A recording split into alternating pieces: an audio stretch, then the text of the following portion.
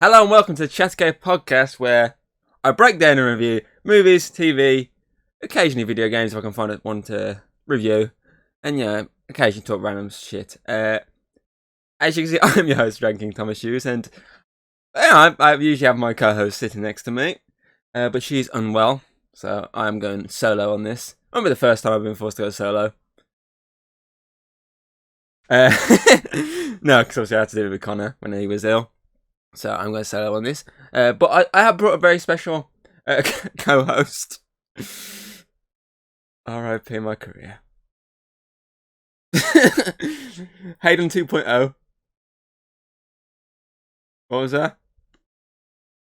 She says, hello, her name is Hayden.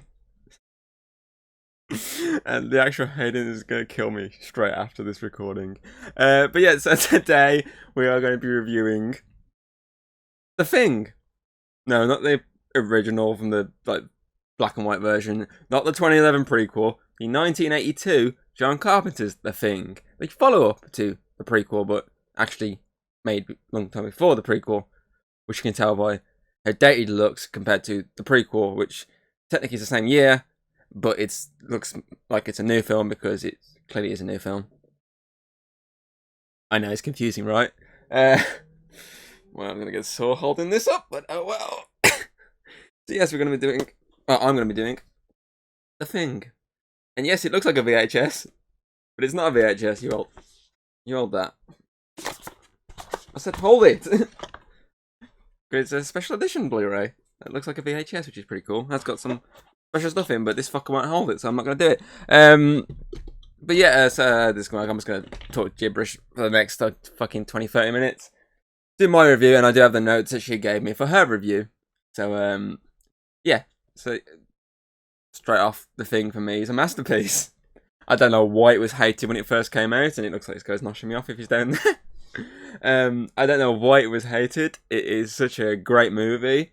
It's easily my second favourite Carpenter film, which is proved by the fact that I have a lot of shit to move it. I have a nice little framed picture, which currently usually sits behind this fucker on the wall. Obviously I've got the DVD of it, I've got the Blu-ray of it. I know the 4K is coming out soon, so I may get the 4K. Depends. I think they have slightly remastered it, and after watching the Poltergeist remaster they did recently, I possibly might, because that looked fucking sick, and this film would look even better. But yeah, there's a lot to love about this movie, from its practical effects, to its acting, to its score, to its, isolated feeling you get when you basically see them just basically stuck in the middle of the Arctic, to the really cool alien designs you get, and there's a lot to really enjoy with this film, and if you've never watched it, it's 100% a recommendation to watch, because you're gonna have a blast watching it. Because this is like a practical filmmaker's wet dream, of the amount of practical effects smashed over this. Not digital, practical, because everything about this movie is done practically, which makes sense. Early 80s, CGI wasn't really a big deal back then, unless you watched Jaws 3D. But yeah, it's definitely one that has stood the test of time for me. And I'm happy it got its cult status when it went to home media, because that's where it found more of its love, and over the years has built this reputation of being like one of the greatest movies out there. And it's understandable, because it's one of the greatest movies. It's Carpenter's second best movie. First one's still to come. No, it's not you. You're not a Carpenter film. But yeah, obviously you got Kurt Russell in the lead. And in his prime, this was. This is where he started with his Carpenter, workings. So obviously he did Elvis, he did this, he did Big Trouble in Little China, Escape from New York, Escape from LA. Well, don't talk about that one too much. Obviously this is probably like one of my favourite probably is actually my favourite Kurt Russell movie, because he's, a smart action hero. A lot of times you watch these films and the action stars, he's just like the guy who goes, and that's all he knows. He's just shooting guns, but he's actually really smart, which is seen with the blood scene, where he's like, okay, I had this idea of let's test the blood. If it reacts like, you know, then we know it's okay. It's legit. He's a human. But if it reacts differently, then we know, okay, this fucker's the thing.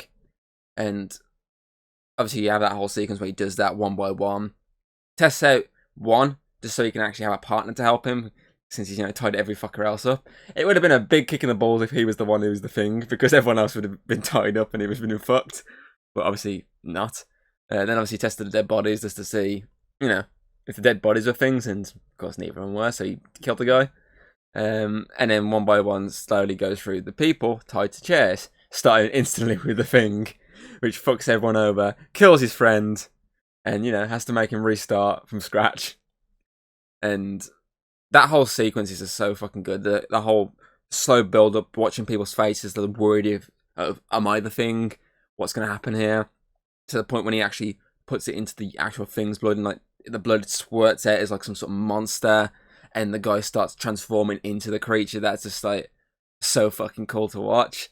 The first instance you get to see of the thing when he's in dog form, since obviously this movie starts where the prequel ends and flows into with obviously Norwegian Lars and the pilot chasing down the dog before they get killed.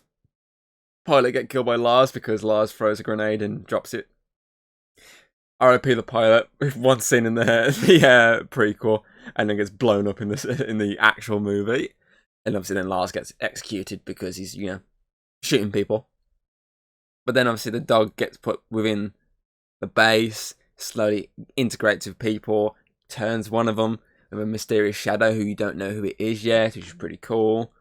The little slow build up there. And then you actually have it go into the pound with all the other huskies, and then kill most of the huskies, absorbing them, which is such a cool effect. Like the dog's face, which obviously you can tell when it turns to an actual practical effect rather than the dog. And its face just splits in two, the little fucking face comes out, and it starts like shooting these little fucking like tendrils out of its back, squirting the dogs, and then slowly killing them and absorbing them into him. Until obviously the people come in and see this massive monster that has giant fucking hands grow out of it, which looks so fucking amazing. Obviously up to the point that they torch it, and okay, it's over, it's fine, it's done. And then it's the actual, okay, we're gonna go back now, we're gonna see what's going on with this other thing. They of course find both the spaceship from the prequel, even though it looks different since it's not fully special effects like that one, obviously, and also the ice where the obviously alien was. They then go back to the base and find the actual alien that's outside the face merging one. That was like one of the last big reveals in the prequel. And of course all the dead bodies, including the comms guy who of course slit his wrist, which you don't see. You just saw the after effect in the last one. And you obviously see the slightly more frozen effect in this one, since he's been there for a while. And obviously they're gonna hopefully not pan onto his face and reveal it's clearly not the same guy from the last one. The joy of doing prequels like decades after the original. But yeah, so they do all that, and you then get the body brought back. The body's actually revealed to still be alive, even though it's been torched to hell, and that affects one of them. Turns him into a thing, but not a full thing, a full human yet, because he hasn't fully had enough time to transform. So what you get to see is like this really cool, like prop hand that he's got, and that really sinister roar in this snow, which is like an iconic scene from this movie. Before they murder it, and then we slowly start picking off the group with the actual other things revealing themselves, taking over people, until in the end we've just got Kurt Russell and Charles left, who of course end up freezing themselves to death because they don't know if the other one's the thing, so they did the smart thing and they say, okay, let's just sit here and wait until we basically die. Smart protagonists, because they could have easily gone, okay, let's just get out of here, and they could have took possibly the thing back to civilization, which early on in the movie, a little old school computer was showing us what would happen if the thing went to civilization, like how quickly it would take over the world. So they did the smart thing then of actually just saying, okay, we're just gonna wait here. If you turn, I kill you. If I turn, you kill me. If neither of us turn, we both die. Simple as that. And of course, it's that open and shut ending of, did they get out? Did they die? Who knows? So that's a pretty cool, like, leave it up to the audience to decide. Since they were going to do a sequel, according to the internet, it was going to be like a Sci-Fi Channel miniseries where they find the bodies of them two. So obviously I'm guessing that means they did die. And obviously they took the Russians, obviously took the alien back with them. Since obviously the Russian station was hinted at in the prequel, which where Kate went. Obviously she wouldn't have been there because she wouldn't have existed since it was the idea before the prequel happened, but then it got scrapped and the prequel happened instead. Of course, that was going to be set in like Mexico or something like that. They're going to try and have to track it down in Mexico, which it would have. I don't know. I feel like the thing suits the Arctic thing. It's sort of like, matched into a like a little area where they basically can't actually get out anywhere. They got a helicopter, but that's not going to get you far. You need to actually get a plane out of there, or a big helicopter, because the American base is more of a small helicopter, whereas the Norwegian base had a proper like helicopter like cargo helicopter sort of thing that could probably actually travel a bit of a distance compared to this one, which is more of a like a flying over like bits of the Arctic sort of helicopter, like a short range helicopter, I'd like to say. That's the thing, you don't actually know where both these bases are in terms of how far away from the ocean are they. It's never actually sort of revealed, so that's sort of like a mystery. In my mind, I like to think that it's like they're really far away, so they are literally full on isolated from any way of getting to land, which is pretty cool. Plus, they spoke about the fact that they'd need help to come and get them. Obviously, that's because the helicopter's fucked, but they probably have to actually get a proper transport to come and pick them up. So they've got to be quite far from any sort of land. So I like that idea of it being isolated to this sort of little region. But I do also like the fact that when you watch both films, you see the difference in characters. I think this movie's characters are better than the last ones, but I do like the fact that they're two different types of characters, like groups. So you got the last one where they're a bit more trusting of each other, like they don't jump at the gun at trying to fuck each other off. Whereas this one, they kind of are. Like as soon as they're like, I think McCready's like one of them is like, oh yeah, fuck McCready, he's gone. Oh no, he's back. Oh, it's cool, man. It's cool, but it's okay. Like, they're instantly like, at each other's throats. So I like that. Obviously, probably doesn't have. It's just a bunch of guys that probably been there for a long time, so they've grown to hate things about each other. Like the chef's always playing his music loud. One guy hates that, so that could cause a bit of conflict. Obviously, McCready's sort of this kind of a loner guy who sits in his own little shack, he's his own personal place. So that kind of could cause a bit of tension as well. So I like that it's two different types of groups of characters. So it's not like you're watching the same film, even though it's the same concept. It feels different enough to get away with watching both movies. So I do like that. I also like Carpenter's score over the top. It suits. It feels very like sinister. Like you basically like, they're fucked. So that's pretty cool. And obviously we got the hint of that in the prequel at the end when they put the credits music or as the Thing soundtrack. So that was pretty cool. That give you a little hint and little, transfer into the actual really good movie. Trying to think what else. The horror looks really. It definitely stands out as one of Carpenter's best sort of horror out there. It probably helps that it's not like this. It is kind of drawn out, but like it doesn't draw it out too much. Like it gives you the shot of the sinisternness. You're like, oh shit, and it gets rid of it quite quick. It doesn't drag it out. It doesn't leave it on the screen too long. For example, the end fight, whereas the last one had like a massive CGI monstrosity chasing Kate, running through a ship, trying to get her. This one, it killed. Obviously, they have a big monstrosity. Obviously, it has to, but more practical one with giant teeth and whatnot. And it pops up on screen, kills two of them, and then appears to obviously Kurt Russell's McCready character, and he kills it within 5 seconds. He throws some dynamite and blows it up. Because you don't need it drawn out, you just need it, oh shit, that looks fucking amazing and so scary. And then he's the quick thinking of, okay, dynamite, dead. So I do like that. rather than just like it like chasing around this underground thing. I feel like that would have been a bit too much, which this movie never does. When it does its practicals, it does it enough so you go, oh, it's scary, but it doesn't do it too much where you go, I can tell it's really fake. That's like, you know, a bit like the CGI one. I feel like if that didn't draw it out, you wouldn't have been as pissy with it because they could have put a lot more money into those sequences. But because they drew it out too much, you can look at it and go, yeah, it looks a bit fake to me. So I do like this one ignores that idea and it's just like, okay, short but sweet. That's all you need. An hour 48 film, but short but sweet. Show them, get rid. Show them, get rid. Show them, get rid. And it does that with pretty much all its practicals in this. I think one of his best practicals is probably the spider head. Where obviously the one guy has a sort of heart attack, and you're like, okay, he had a heart attack. Yeah, that's not good. So they get the doc. He's trying to, resuscitate him, and when he does the fucking clear the defib on him, obviously his chest opens up into like giant teeth and grabs the guy at his arms, bites his fucking arms off. Obviously kills him in the process because blood loss. And then obviously his body slowly like transforms. His head starts going crazy. He gets another head at his body. They torch it.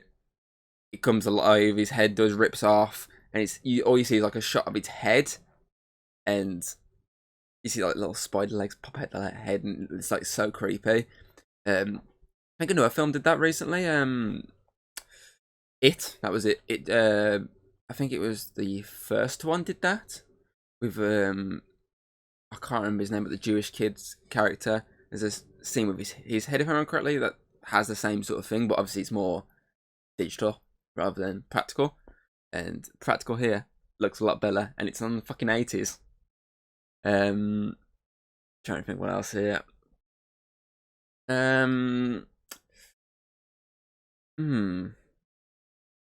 Obviously, this film is like so inspirational to me, like the whole, drawing bits out so much and then just, wow, what the hell? It's like one of my books I've wrote.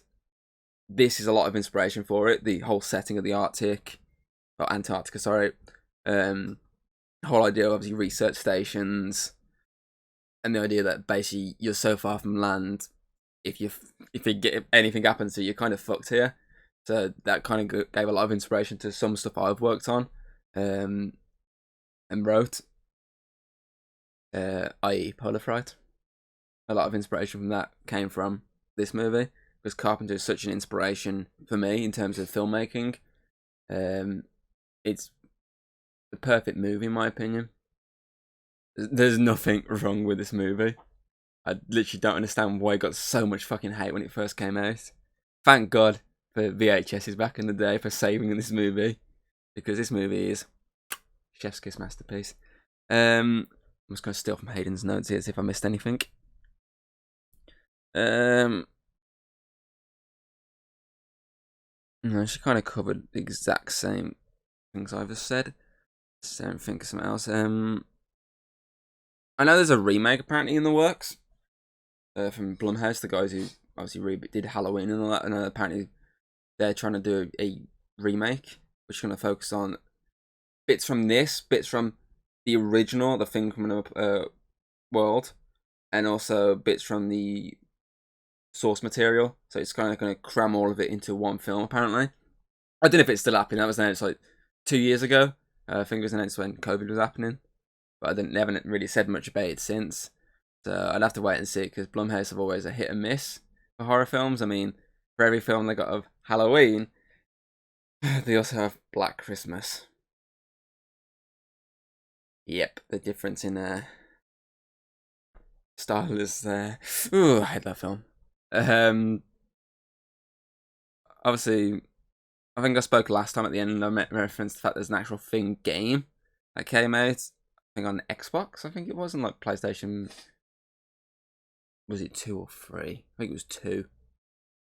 Yeah, it would have been 2, because 3 was more when 360 was a thing. Yeah, so PlayStation 2 and, as I say, I believe it was Xbox. There was The Thing video game. Never played it, don't know much about it.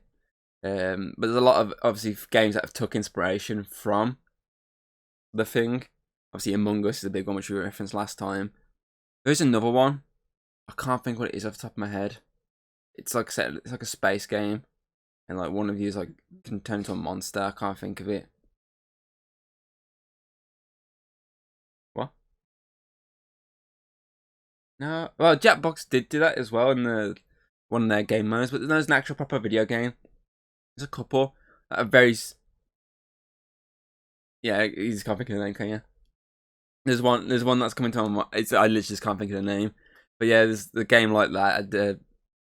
There's many things that have taken like inspiration from this movie, and you can understand why they went. Okay, let's use this same sort of idea and adapt it to our own situation here, because it's a really cool idea of a whodunit, but not a murder mystery, more of a murder. Fuck, I'm gonna die right now. It's very mysterious because you don't actually know. You can sort of get hints. I mean, if you've seen the trailers or anything, sometimes there's that one shot of the guy in the snow, which you can sort of guess he's gonna go. If you look at the front cover of the case, you can sort of tell the one guy from that. But all the ones are kind of mysterious because you don't really see it coming. I mean, the guy in the chair, you don't really see that coming. You're not 200% sure with the doc. Not the doc. I can't remember his name, but the guy that basically they lock away. Blair, that's it. You don't 100% know if he is or not, because it could be the case of he's gone crazy because of trying to basically just stop them from getting away, but also could be the idea of he's doing it to get them all. So you don't actually know. You don't even know when it got him. Obviously, there's the mystery of is McCready one of them at multiple points. Is Windows one? Basically, every single person you don't really know until it happens. Like, oh shit, I did not see that coming. Apart from, as I say, there's sort of the hints with the big fella when he obviously constantly complaining about his chest. There's kind of hints there.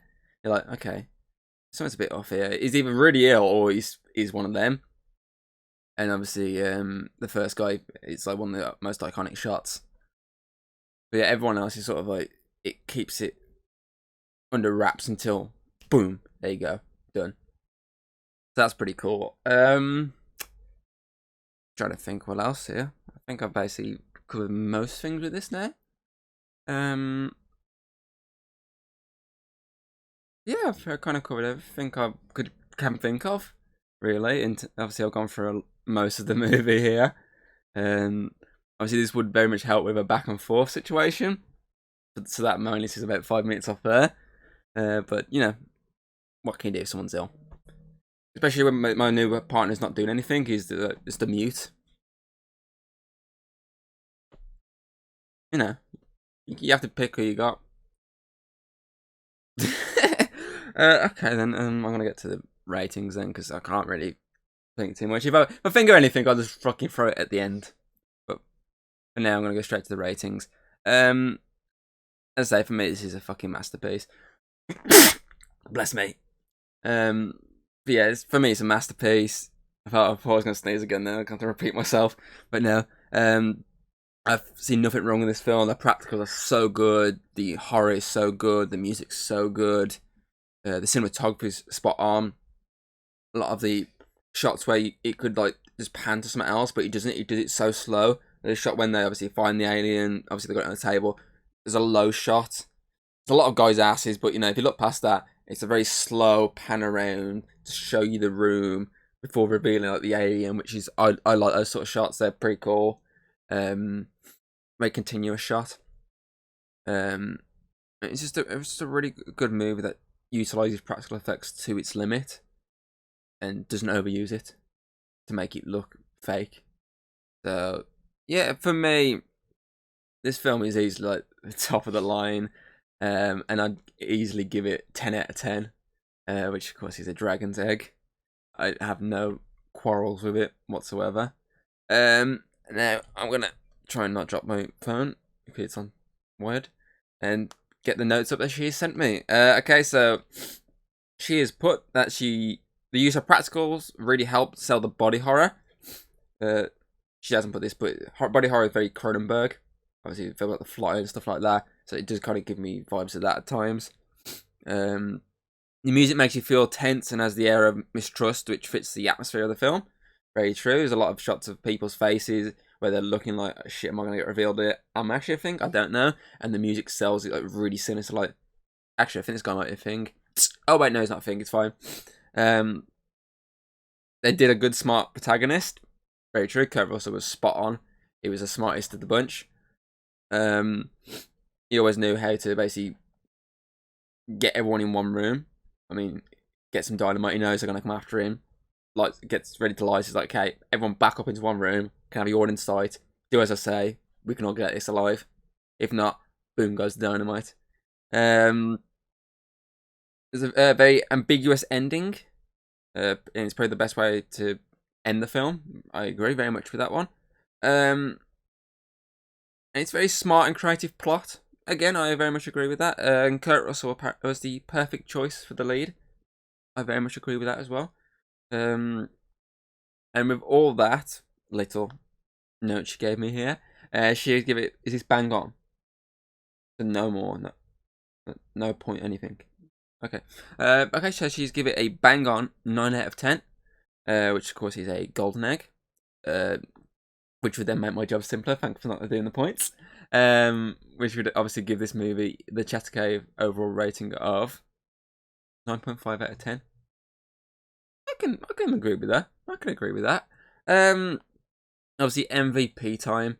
I think we both agreed on the MVP here. I've said to before. I said whatever you send me MVP runner up, I can literally just wipe it off the slate and just go with what I choose. But I agree with the choice of MVP. It's simple. It's going to be Kurt Russell as MacReady. Very smart character.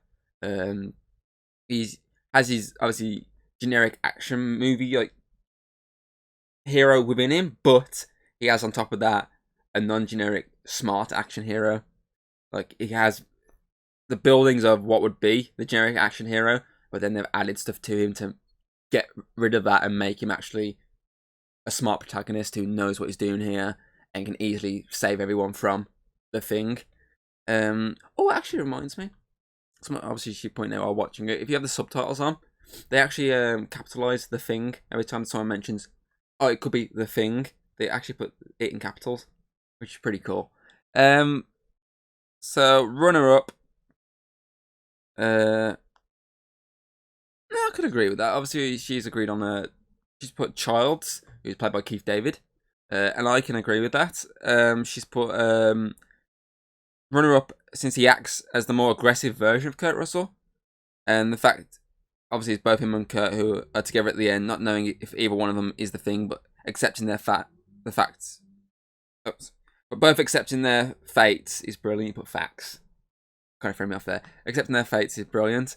I can agree with that. I do agree. Keith David is a great way of obviously having this kind of bickering between two characters, because obviously a lot of characters do get on with MacReady, so it makes sense to be in one standard that kind of always hates him a bit, especially when it all starts kicking off. So obviously Childs obviously is a good choice for that, because they're both the same sort of idea of a character. They both want to be the top dog of the group, so both could see this as a way of becoming said top dog more. Obviously MacReady is the top dog, and Childs could see this as a way of taking that spot from him.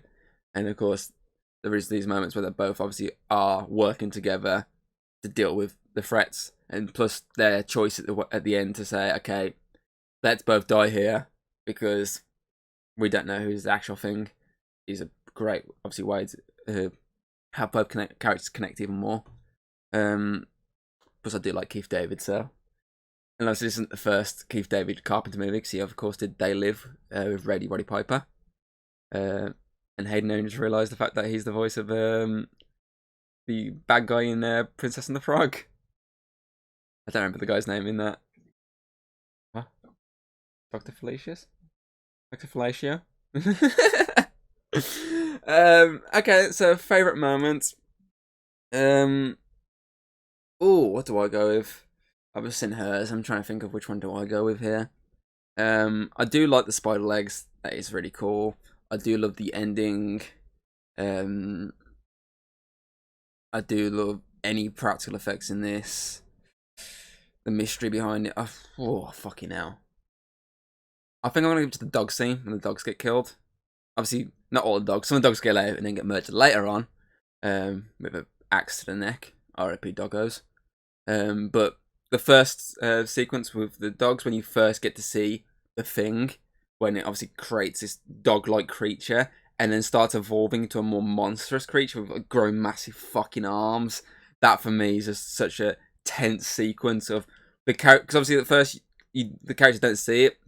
Obviously Clark comes and finds it, sets the alarm, gets it. Obviously, no, doesn't set the alarm. Obviously McCready hears the dogs howling, sets the alarm. All of them come running in. They see this creature slowly transforming, and they have to watch as it transforms to the point of it can fucking run at them. And obviously then Charles has to come in with the flamethrower and torch him. But I do love his reaction to it. Like, he doesn't know how to react at first. He's like in shock of what he's seeing until it comes at him, and then he flamethrowers it. And that for me is a great sequence. And I feel like that tops other sequences that definitely are up there for me. So for Hayden, she's put the testing of the blood. It makes sense, as it makes it seem like everyone looks suspicious, which it does. Windows is a good example there. There's a lot of zoom-ins on his face where he's looking really nervous and like really aggressive. Like, everyone else like looking like chilled, like is it him? And he's looking like really aggressive and like shit, is it actually gonna be him? Like, I mean, it makes it so obvious that it's not gonna be him. So, you know, you can kind of see that, but I do like agree with the fact that they like zooms in. It's like, whoa, this guy could actually be a thing here. And she does put the way the blood reacts looks great, which it does. I mean, you have that weird like monstrous creature come out, and you see the little drops of blood on the floor. Is that they sort of shimmer away, like it is, like, even though it's not a body anymore, the blood's still a life form and slowly slides off screen. I do like that. I do agree with that. It's pretty fucking cool. And when obviously the thing turns while being tied to the other guy is great. And again, I agree, because obviously you see him at first shaking, and then you see the transformation into the practical effects guy, and then obviously he sort of grows up to obviously rip himself out of the chair, grabs Windows, R.I.P. Windows. But I do love that scene where his head just like cracks open, bites Windows. Yeah, obviously you can tell Windows is like a dummy at that point, flying around the room. But I do love the fact that obviously the dub over the screaming and going, ah, as he's smashing through everything in the room. Obviously, as a generic thing of, oh no, my flamethrower's not working. Shit. But obviously eventually, oh, it worked. Yay. And of course, poor Windows in the corner going, blah, blah, blah, blah, blah. But obviously we don't know in that thing, because obviously it hasn't absorbed him. It tried to eat him. But we don't know if it actually did do anything to him to make him, like, the thing. So for all we know, Kurt Russell picked up Windows' flamethrower and just torched Windows for no other reason. I like to think that's Apple getting back at Microsoft. Kurt Russell's Apple in the situation, and poor Windows over there. R.I.P. Windows. But yeah, I agree, that is a really good scene, and it definitely does set up the rest of the movie even more, because that's sort of like a big pinnacle moment where the cast is slowly trimmed down even more, and then it's obviously bit by bit, then it's coming towards the ending where everyone else is starting to get taken from the screen. So yeah, I agree with that. Is there anything else we can say here? Not really off the top of my head. I mean, I've covered everything that she wanted. Let's try not to knock my phone over. So yeah, I feel like that covers most of this movie. As we're going to carry on with our horror right leading to October, so we've got one more before the October spooky month, and of course that is again another John Carpenter classic, which is going to be Halloween. Another one of my top contenders to greatest movie of all time. So yeah, it's going to be very interesting. Obviously, that's one. This is obviously, The Thing was Hayden's first chance of watching this movie. Obviously, she'd known about it before, but she'd never actually watched it. Whereas Halloween, she's actually seen. So this here is her first reaction to The Thing. Sadly, she's not here to actually react in person. She's off camera currently, lazing around. Whereas obviously Halloween, she's actually seen, so that's more of a refresher in her mind, because she saw it like 2 years ago, so it's definitely gonna be a refresher. So yeah, so next week we'll be covering Halloween.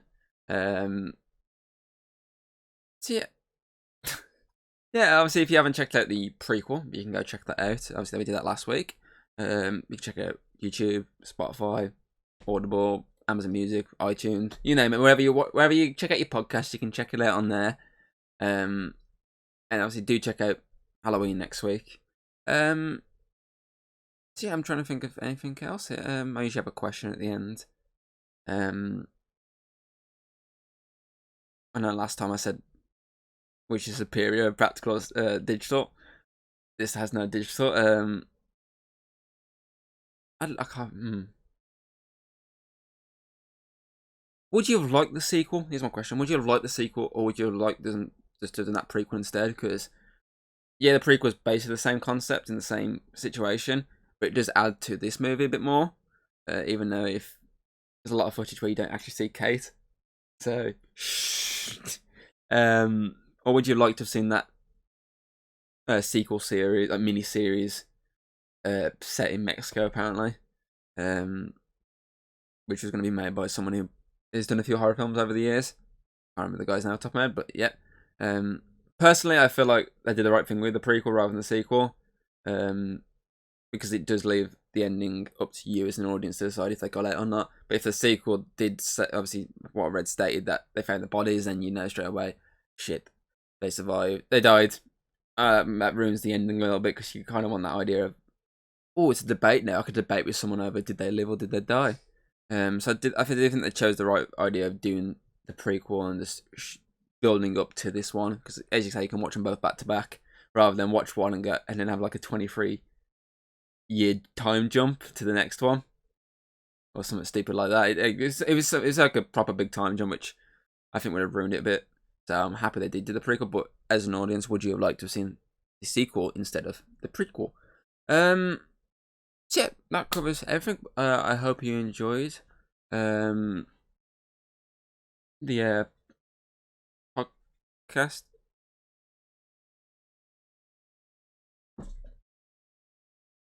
My co-host just died. Hold on. Hold on. Where is he? Where's he gone? Where's he gone?